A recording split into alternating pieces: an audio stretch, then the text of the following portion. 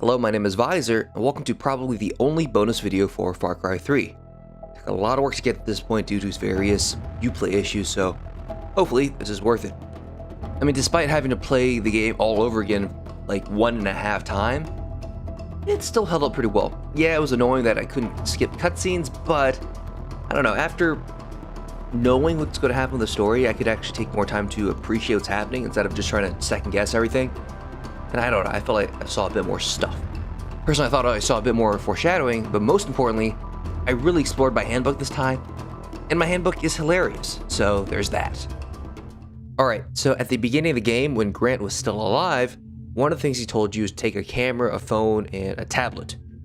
Turns out this whole time, the tablet was being updated, I just sort of ignored it when I played because I didn't think it was important. Turns out this is all stuff coming from Willis. And it being from Willis makes it hilarious, most of the time. Plus, if I knew this was from Willis, I wouldn't be so paranoid about him. In terms of people, it's pretty good. Mentions some stuff about Buck, like, big problem, he came from a British prison. British prison, of course, being Australia. It has some really interesting stuff, like, for example, apparently Dr. Earnhardt had a daughter named Agnes, 2-year-old daughter, that fell out of a window. You remember in the beginning, when he was really high, he called Daisy Agnes. So that's why he's helping Daisy. Additionally, he also puts himself into it. Unfortunately, he doesn't actually say anything. Of course, why would he tell you his own secrets? That doesn't make any sense. Factions are okay. They're not that interesting, but location has some interesting stuff, like where Dr. Earnhardt's house came from. Apparently somebody really old built it a long time ago, and he's just sort of living there now. This bridge was designed to open up for a canal to allow big ships to go through, but no big ship can actually go in any of the rivers, so it made no point. So the company went out of business. This is the big bridge right outside of Hoyt's compound. That's okay, that's not too interesting. What I think is fucking hilarious, though, is the weapons. They pretty much all have a great story. I think the 44... Yeah. It says a shipment was originally going to Kim Jong-il, Vass got it, and then Kim Jong-il dropped dead the next day, or something like that. No. Vass sent something instead, and then Kim Jong-il died. And pretty much all these have, to me, a funny story. Maybe a morbid story. I think one of my favorite things was a flare gun. Technically a signal pistol, but why would you want to signal anything here? That's a terrible idea. Instead, you should shoot somebody in the face or groin. Because in a fight between a flare gun and somebody's groin, the flare gun wins. I fucking love the flare gun on my second playthrough. The main reason I always liked it is because 1, it takes down the big armored guys in one shot, and 2, it actually counts as stealth. I don't think flamethrower counts as stealth because it's kind of obvious where it came from, but the flare gun does. Additionally, it's really, really good against animals. Since it does AoE fire damage, if you just land it next to an animal, it pretty much always kills them instantly. Really great when you're trying to take down a place with a lot of dogs. Put a flare right where they're about to run, they're all pretty much wiped out. I love the flare gun. Oh, I remember the grenade had a pretty long story, which was pretty involved. This is a multicultural potpourri. Nearly all the frags are American-made surplus items abandoned by the British during the Falkland Wars. They were stolen by the Argentinians, sold to the South American pirates, and then the pirates went to Rook Island and they were all killed by Voss. So now Voss has all their grenades. Now that's what Arizona likes to call immigration reform. And just so many of the weapons here have funny stories. If you play the game, I would definitely get a chance to look through it. I'm thinking about posting all of them just on a thread somewhere because I think they're funny. Transport has some pretty good ones. For example, Glider says, gliders are for people who look at airplanes and think, what's the point of an engine? Or for people who scream as they're getting sucked into an engine, why did I go hang gliding? Also really good, I think, was the wingsuit. Personally, I love the wingsuit. It was a lot of fun. According to Willis, the design is top secret. Don't tell Hollywood that I stole it from their prop warehouse. So it's not even a real wingsuit, really. But it's fun, so that's cool. Oh, and zip lines. Willis is like, hey, why are you using electrical cables as zip lines? It's not like they were placed there by some higher being. Kids are so entitled. One of these days, it's going to lead straight into a volcano. Mark my words. So, yeah. I thought that was pretty funny. He does talk about animals. Usually he compares almost all the animals to his wife. Oh, chicken's pretty good.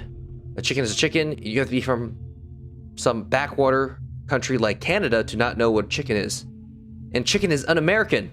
Us true patriots only eat 100% USA Kobe beef, which of course is Japanese, but whatever. Anyway, if you get a chance, I would check out the handbook because I think it's pretty funny. I mean, there's also useful information in it, but whatever. The survival guide's more interesting. Anyway, one of the things I want to do on this playthrough is check out what happens if you press W when you murder Hoyt. So, let's see what happens. You know, you could have joined me. Every kill would have been rewarded with money.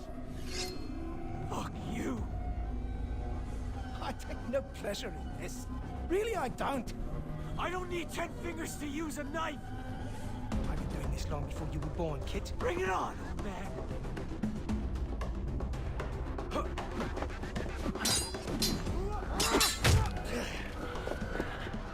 I'm very disappointed in you, Jason.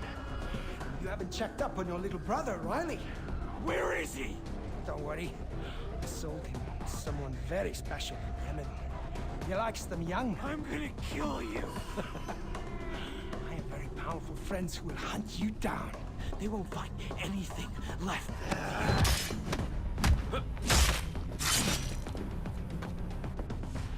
You can't win. I hold all the cards. Then why are you afraid?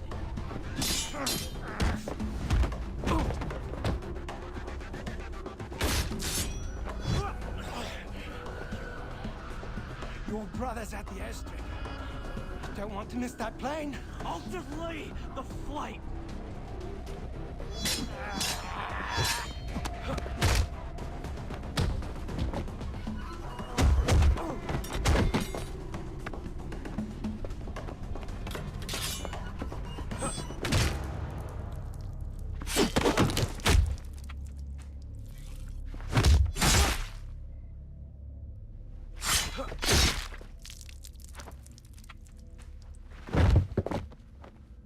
Huh, that's what happens when you press W.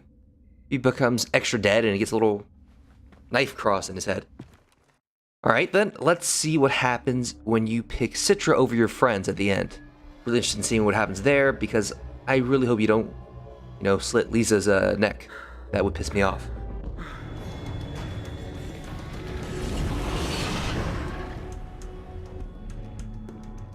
No, Jason, please, please, please, Jason, no, please. Alright, let's see what happens. I really hope he doesn't stab her. Oh, fucking asshole. Jason. Oh, you son of a bitch. Why would this be an option in the game? Prepare the tatao.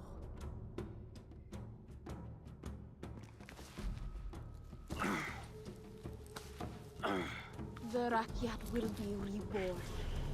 The ultimate warrior has given himself in the place of the coward Bas. Cinta, untuk anak-anak kami. Let his spirit be released for the future of our people.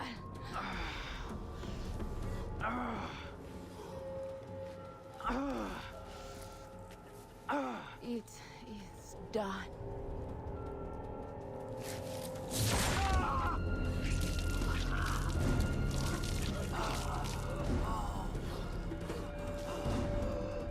Hold me. You are perfection, the ultimate of your kind, and our child will lead the Rakyat. Rage against the darkness. You are a warrior. Die a warrior. You won. Oh yeah, I won. That is one hell of a victory screen. I mean, really, that is fantastic. I'm not being sarcastic there. Well, not fully. Because if anyone picks to murder their friends to fulfill their power fantasy, they deserve that ending. That's all them. That's great. And I think it's even better considering unless Jason is, perfect and gets her pregnant that one time, she fucked up. Essentially, they could have no kids out of this, which is also great because that means her plan is fucking stupid. But more importantly, he says, you took the place of the coward Voss. I think that confirms that originally he was trying to get Voss to fuck her and have a kid and murder Voss. And that is sick. I'm pretty sure it's some local legend of their origin that they have to do this, but no wonder the fucker's insane. He's not a fucking coward. You drove him nuts and he took to drugs and money instead. Granted, he's still an asshole, but whatever. Anyway, though, I just love it. Jason goes for the choice with his sick power fantasy. Fantasy's ramping up. And then suddenly, murder. Pretty much instant karma. Of course, I still prefer taking the other ending because it's less insane. But I'm glad that the power fantasy wasn't fulfilled anyway. Anyway, I guess that pretty much does it. Maybe I'll do the multiplayer. I really don't know whether the story's worth it. If it's not, then I don't really see a point. We'll see. Either way, though, I hope you liked this video, and we'll be back next time for whatever I do next. And of course, thank you very much for watching.